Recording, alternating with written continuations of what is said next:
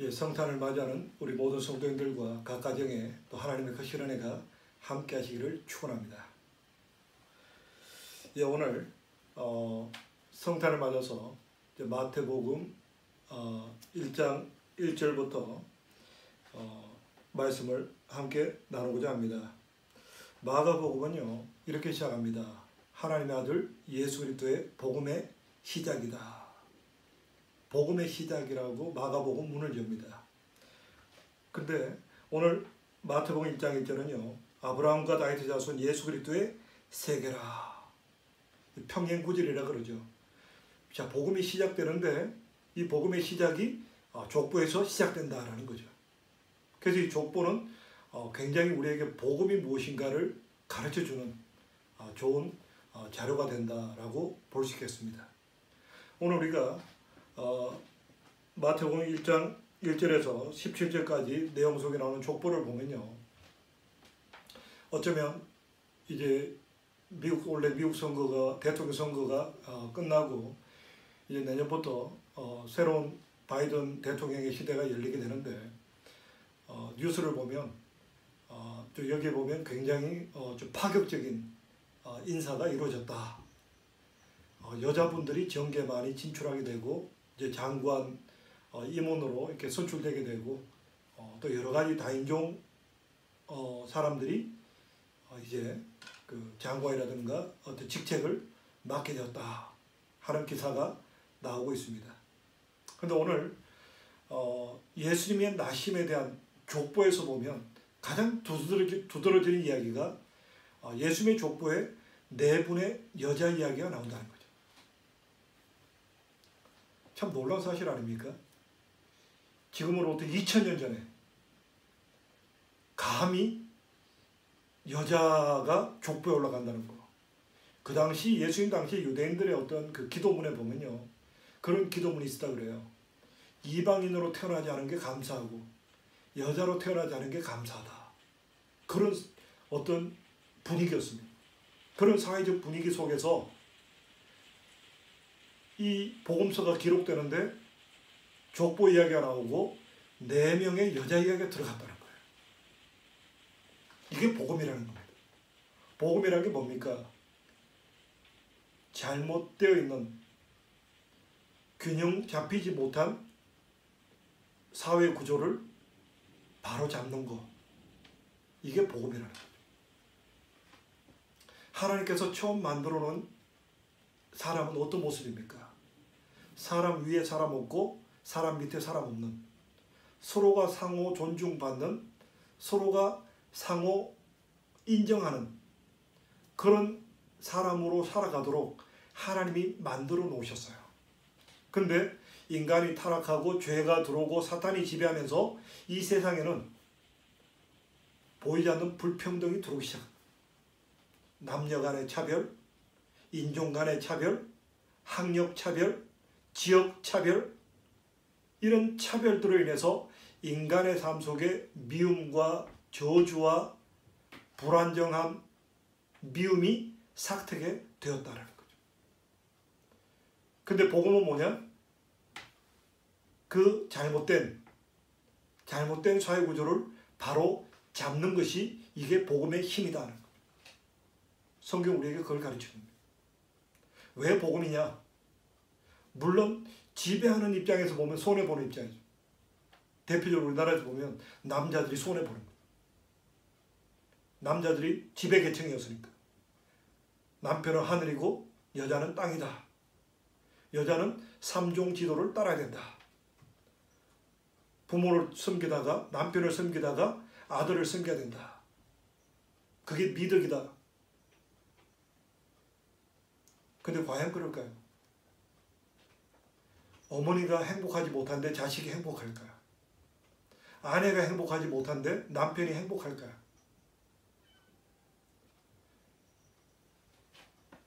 딸이 행복하지 못한데 아버지가 행복할까요? 잘못된 관습이었다는 거죠. 적어도 이 복음, 왜 굿뉴스인가? 이 세상에 잘못된, 처음 하나님께서 만들어 놓으셨던 그 아름답고 완벽한 세상의 균형이 깨어졌을 때 하나님께서 다시금 회복시키는, 다시금 남자가 여자가 동등함으로 취급당하고 더 이상 인종으로 인한 차별이 없어지고 더 이상 많이 가졌냐 적게 가졌냐로 인해서 차별이 일어나지 않는 그런 세계. 내가 사장이다, 너가 이제 일하는 사람이다, 그런 차별조차도 깨어져 나오고 하나의 인격적인 모습으로 인정받고 인정하는, 그것이 진정한 복음의 힘이라는 것. 예수 그리스도께서 이 땅에 오심을 통해서 마침내 이 세계에 이러한 어떤 평등한 사회가 만들어지고 있다. 이게 굿뉴스라는 거죠. 두 번째 우리가 생각할 수 있는 것은요, 이 네 분의 여자 이야기가 나오는데 이 네 분에게 공통점이 있어요. 뭐냐면 다 용서받은 여자분이었다는 거죠. 그냥 정상적인 여자분이 아니라는 거예요. 그냥 정상적인 여자분이라도 굉장히 센세이션한 일인데 오히려 이 네 분의 이야기는 그야말로 용납되기 어려운 분들의 이야기라는 거죠. 우리가 잘 아는 대로 3절에 보니까 유다는 다말에게서 베레스와 세라를 낳았다. 유다와 다말의 관계는 뭡니까? 시아버지와 며느리의 관계. 5절에 보니까 살몬은 라합에게서 보아스를 낳았다. 라합의 직업이 뭐였습니까? 성경에서 그토록 배쳐가는 창기 출신이었다. 그리고 5절 중반부에 가니까 보아스는 룻에게서 오벳을 낳았다. 모압 여인, 이방 여인이었다는 거죠. 성경에 그토록 관계를, 부부 연을 맺지 못하도록 했던 이방 여인 출신이었다는 거죠. 그리고 네 번째는 보면 더 기가 막히죠. 6절 하반부 보니까 다윗은 우리아의 아내에게서 솔로몬을 낳았다. 우리아가 누굽니까?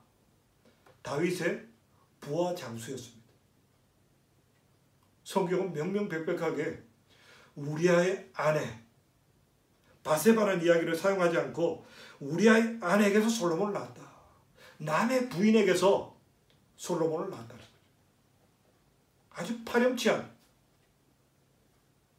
그런데 이 네 여인의 이야기가 예수의 족보에 있었고 마태복음, 복음의 문이 열리면서 처음 소개된 이 족보에 나오는 네 여자의 이야기가 도저히 우리의 상식선하고는 맞지 않는, 우리가 지금 현대인들의 기준으로 봐서도 납득할 수 없는 그 네 여인의 과거가 있는 네 여인의 이야기로 신약이, 복음이 시작되고 있다는 거죠. 이게 뭘 말하는 걸까요? 결국 하나님은 용서하시는 하나님이시다. 우리가 주님 가르친 기도문에도 들어있습니다. 우리가 우리에게 죄진 자를 사하여 준 것처럼 우리의 죄를 용서하여 주옵소서. 복음이 왜 복음입니까? 용서하기 때문에 복음이에요. 사람은요, 미움이라는 감옥에 갇혀 있습니다.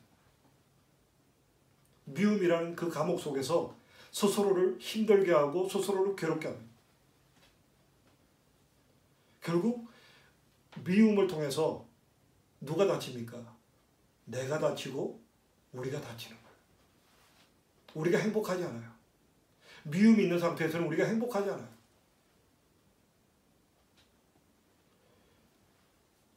그래서 복음이 들어가면 우리에게 나타나는 현상이 뭡니까? 용서하는 거예요. 용서해야 비로소 우리는 참된 기쁨과 평안을 맛볼 수 있다는 거죠. 오늘 성경 우리에게 그걸 말해주고 있습니다. 이러한 이방 여인이었던, 그리고 기생 출신이었던, 그리고 부하 장수의 아내였던 이 사람들조차도 하나님께서 용서하시고 귀하게 사용하셨다라는 거예요. 이게 복음이에요. 우리가 용서하지 못할 사람, 용서받지 못할 사람이 없다라는 거죠. 우리는 하나님 안에서 참된 자유인으로 살아갈 수 있다라는 거죠. 하나님이 우리를 용서하지 못할 자가 없다는 거예요. 근데 문제는 뭡니까? 우리가 용서하지 않는 게 그게 문제라는 거예요. 하나님께 우리를 용서하시고 싶어요. 근데 우리가 우리에게 죄 지은 자를 사해 준 것 같이 우리의 죄를 사하여 주옵소서. 우리의 죄를 사하는데 하나님께서 조건을 거셨어요. 너희가 먼저 용서하는 사람이 되어라. 그러면 내가 너희의 모든 죄를 용서해 주겠다. 그래야 세상은 진정한 평화가 온다. 지금 우리가 세상 뉴스를 보시면 어떻습니까? 온통 미움이에요. 나라와 나라 간에, 민족과 민족 간에, 개인과 개인 간에, 정치하는 정치 집단끼리, 경제 집단끼리 온통 미움이에요. 이거는 진정한 예수님 이 땅에 오신 목적과 맞지 않다는 거예요. 어디서 출발해야 될까요? 먼저 하나님 자녀된 우리들부터 시작해야 됩니다. 우리가 피차 용서하라는 겁니다. 하나님의 자녀된 우리들이 상대가 나에게 어떤 잘못을 범했든 간에 용서하시기 바랍니다. 이게 성탄의 의미입니다. 예수님이 오셔서 기쁘다. 왜 기쁩니까? 이 미움이라는 감옥에서 나를 건져주시는 분이시기 때문에 나 같은 죄인을 용서하시고 우리로 하여금 용서의 삶을 통해서 참된 자유를 누리게 하시는 그분이 이 땅에 오셨기 때문에 속죄제물로 그분이 죄를 짓지 않은 분으로서 다른 사람의 죄값을 대신해서 죽으시기 위해서 이 땅에 오신 그분을 기뻐하는 게 바로 성탄입니다. 우리가 원래 가기 전에 또 주님 오신 날 우리 마음속에 한 사람도 미움이 남지 않도록 용납하시고 축복하시고 품어주시는 귀한 은혜가 있기를 축원합니다. 그리고 결국 하나입니다. 결국 예수님의 족보 이야기가 우리에게 가르치는 건 딱 하나입니다. 뭡니까? 이게 사랑이다라는 거죠. 하나님은 사랑이시다. 하나님은 차별되는 거 좋아하지 않으십니다. 지금 보면 한 교회 속에 보면 약간 유교적인 게 많이 들어왔어요. 그래서 여자를 좀 차별하고 좀 무시하고 좀 이런 게 당연한 것처럼 들어와 있고 우리에게 익숙해 있습니다. 그런 저는 다듬고 이것은 고쳐야 될 악습이라고 생각됩니다. 제가 이번에 한국 가서 보니까요. 이제 부모님이 다 연로에 가시니까 이제 남자들만 나이 드는 게 아니라 여자분들도 같이 나이가 들어가요. 부부가 같이 늙어가세요. 근데 남편분이 아내에게 더불어 도와주는 법을 훈련받지 않으니까 결국은 마지막이 힘들어요. 진리란 게 뭡니까? 물 흐르듯이 흘러가는 거예요. 모든 환경 속에서 모든 상황 속에서 딱딱딱 맞아지는 게 이게 진리예요. 남자가 큰 소리 치고 남자는 무조건 대접받아야 된다? 이게 진리가 아니라는 거죠. 나이가 들수록 부부간에 협력하는 서로 대화하고 협력하는 것이 훈련되지 않으면 말년이 서로 불행해지고 비참해지는 모습들을 저는 이번에 한국 가서 주변을 더 많이 경험을 했습니다. 그게 진리가 아닙니다. 진리는요, 틀을 깨는 거예요. 어떤 지역적인 아니면 학연 또 뭔가 자기의 어떤 특권의식 속에서 묶여져 있는 모든 관습들을 깨어버리고 진정한 자유인으로서 서로 상호 존중하고 서로 격려하는 것. 이게 성탄의 의미라고 믿습니다. 그리고 더욱더 서로 용납하고 축복하고 막혔던 관계를 꼬였던 관계를 풀어버리시기 바랍니다. 이게 사랑입니다. 하나님 우리에게 사랑을 보이셨습니다. 아무 죄 없으신 예수 그리스도 그분을 이 땅에 보내서 우리의 죄값을 담당하심으로 하나님께서 우리에게 대한 자신의 사랑을 확정하셨느니라. 이게 성탄의 의미라고 믿습니다.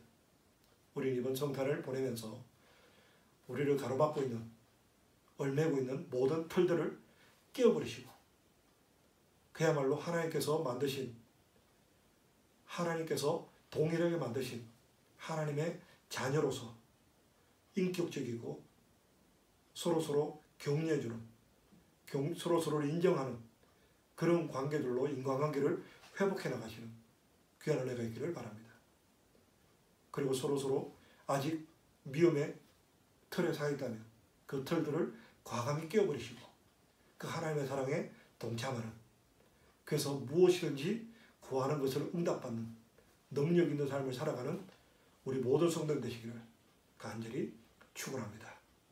우리 함께 기도드리겠습니다. 할렐루야. 살아계신 아버지 하나님, 예수 그리스도 이 땅에 오심으로 우리에게 참 기쁨의 삶을 열어주시고 복음의 소식으로 말미암아 참으로 소망 가운데 살아갈 수 있도록 인도하시오니 감사드립니다. 아버지 하나님, 우리가 의미 없는 기쁨이나 만족이 아니라 참 의미를 깨달음으로 우리가 참으로 우리를 얽매고 있는 모든 불평등의 관계를 끊어버리고 참된 자유를 선택하고 또 남을 나보다 낫게 여기며 서로서로 용납함으로 말미암아 참으로 이 성탄의 기쁨을, 의미를 깨닫게 하시고 또한 하나님께서 허락하신 이 복음의 삶을 풍성히 누리는 귀한 삶들 살아갈 수 있도록 은혜 베풀어 주시옵소서. 감사드리오며 예수님 이름으로 기도합니다. 아멘.